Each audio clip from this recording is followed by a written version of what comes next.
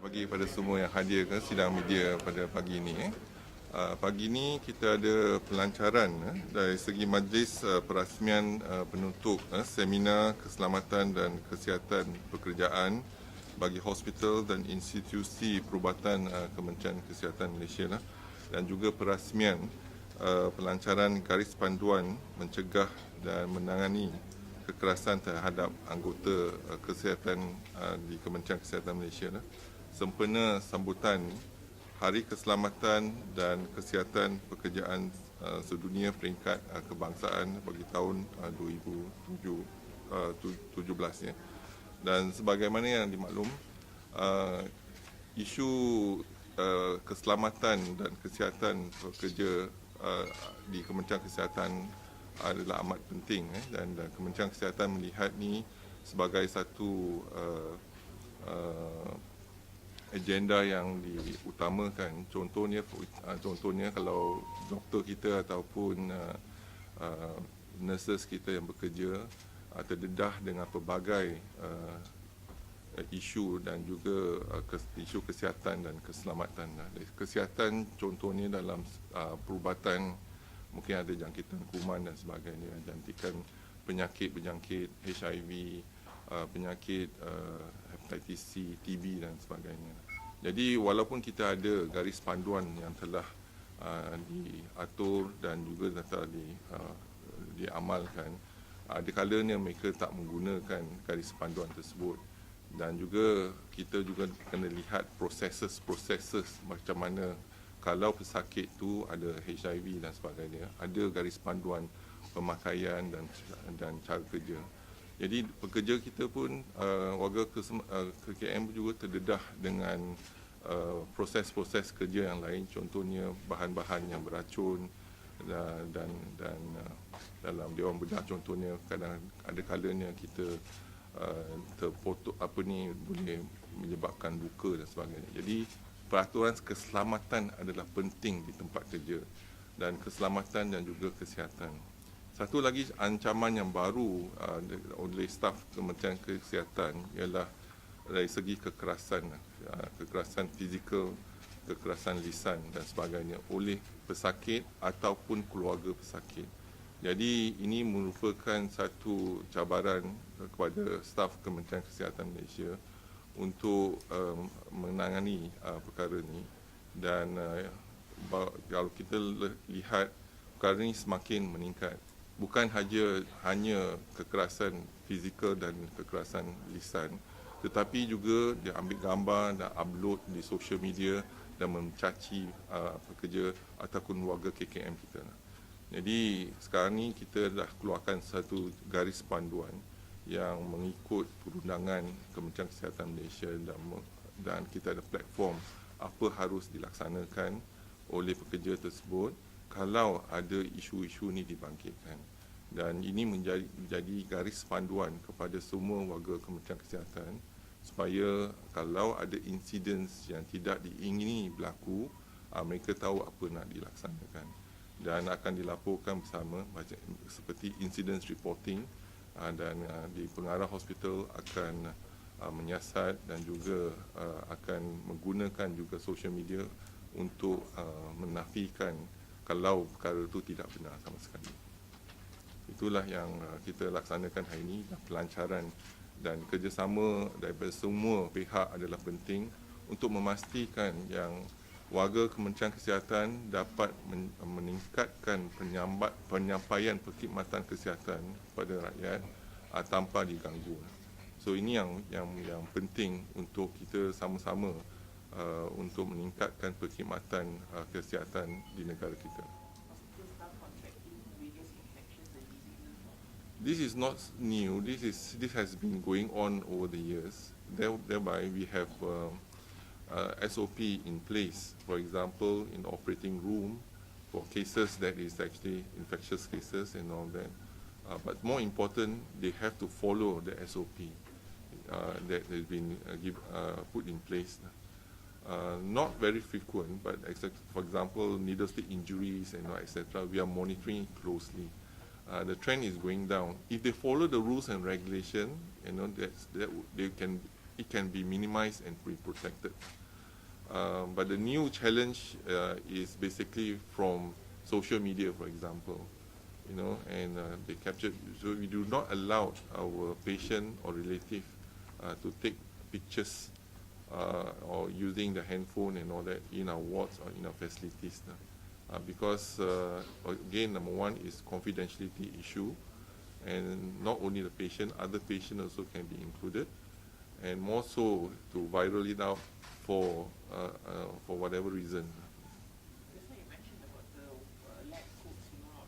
Yes, it is an issue because we found that necktie, for example, if they are working in ICU, an ill patient when they are immunosuppressed, if the necktie is not been washed, the lab coat, for example, not been washed, certainly you will carry infection. Any methods, for example, any clothing, if you don't wash it, you will carry infection. But it's not the lab coat issue. It is actually whether you wash it or not.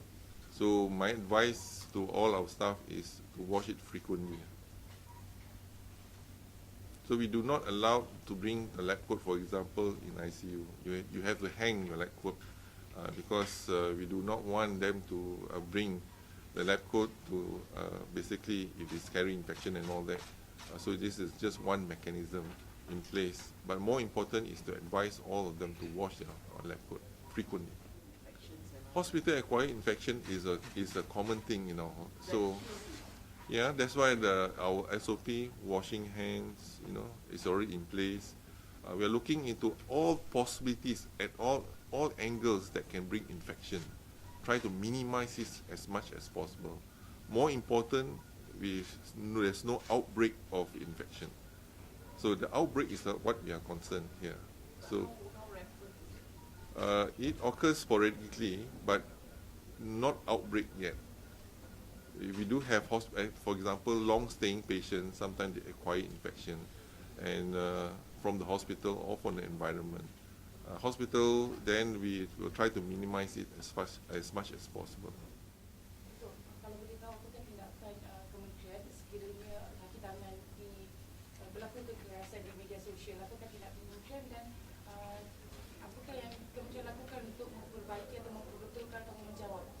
Yang pertama, kita kena perlu siasat dulu isu tu dan melihat pada keadaan isu tu, dan bila kita dah siasat, kita ada bukti yang kukuh, baru kita akan jawab. Kalau guna social media, kita akan jawab. Bukan pada pihak warga pekerja kita, tetapi juga dari pihak hospital. Dan kita akan menjawab dan juga berdasarkan pada dalih-dalih dan bukti-bukti yang kita ada. Ini yang penting lah, yang kita kena respon dengan cepat. Tapi kalau ada isu fizikal dan unggut, bunuh dan sebagainya, kita akan buat laporan polis. Kita akan bekerjasama erat dengan polis untuk tindakan-tindakan seterusnya kalau ada ugutan ataupun kekerasan secara fizikal ataupun cara ugutan. Tidakkah gambar ataupun video yang diviralkan itu sebanyak mencemarkan nama KKM, menurunkan kepercayaan orang terhadap kementerian menggunakan hospital kerajaan? Yang pertama, kalau fakta tu atau betul ke tidak, jadi kita kena siasat dulu. Yang kedua, kalau tak betul, kita mungkin akan bekerjasama dengan agensi lain, polis, MCMC dan sebagainya untuk ambil tindakan pada mereka yang upload maklumat yang palsu, contohnya di social media.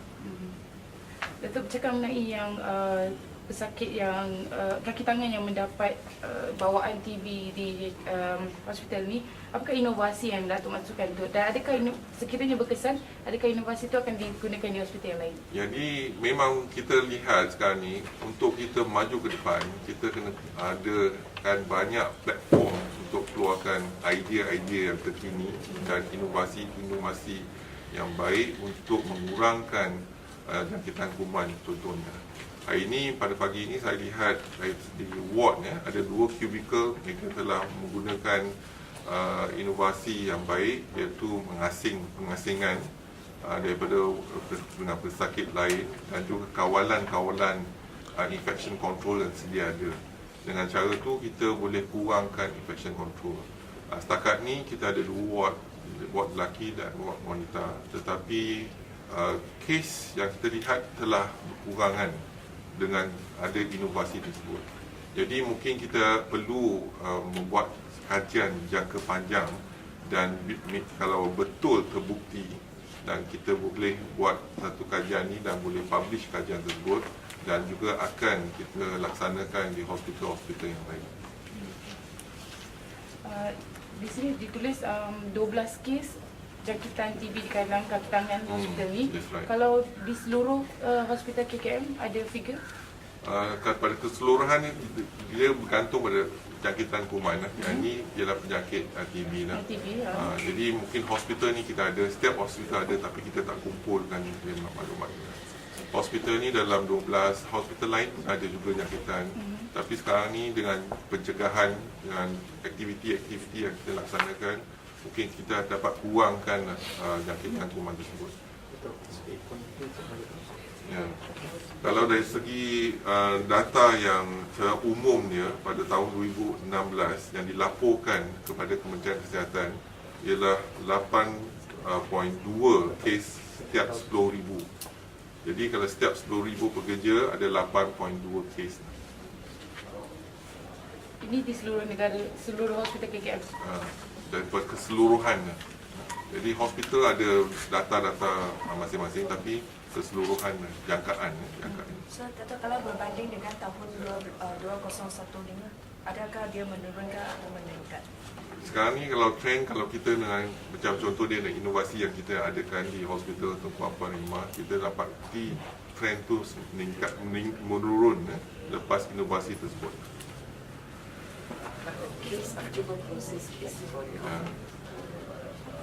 Kes TB sekarang ni kita lihat semakin meningkat, tapi yang penting sama ada berjangkit pada staf-staf kita. Jadi banyak isu yang kita kena lihat. Satu ialah mungkin pesakit yang datang tu dia tak ada BCG diberikan, imunisasi tak ada, ataupun mereka ada penyakit yang tidak berjangkit tetapi dan bila ada penyakit kronik dan immunity level kurang, jangkitan TB pun meningkat. Contohnya HIV dengan TB memang kita tahu dia akan meningkat, dan juga mungkin pesakit yang lain datang. Jadi tindakan kita ada SOP masing-masing. Jadi kita kena patuh pada SOP. Apabila kita tak patuh pada SOP, ni yang masalah yang akan timbul. Datuk, dikatakan ada 44 kes yang melibatkan kekerasan. So, dan tak ada saluran spesifik untuk pelaporan. Sebelum ni tak ada saluran spesifik. Jadi kita hanya maklum saja di peringkat jabatan ataupun hospital. Sekarang ni kita ada garis panduan. Garis panduan tu akan melihat dari segi perundangan, dari segi platform untuk kita menyiasat kes tersebut, dan juga macam mana kita boleh menangani kes-kes seperti begini. Maksudnya ada satu jawatankuasa yang mengumpul ada maklumat ni? jawatankuasa bawah perkembangan perubatan unit keselamatan dan kesihatan pekerjaan. Terima kasih. Alright, thank you very much.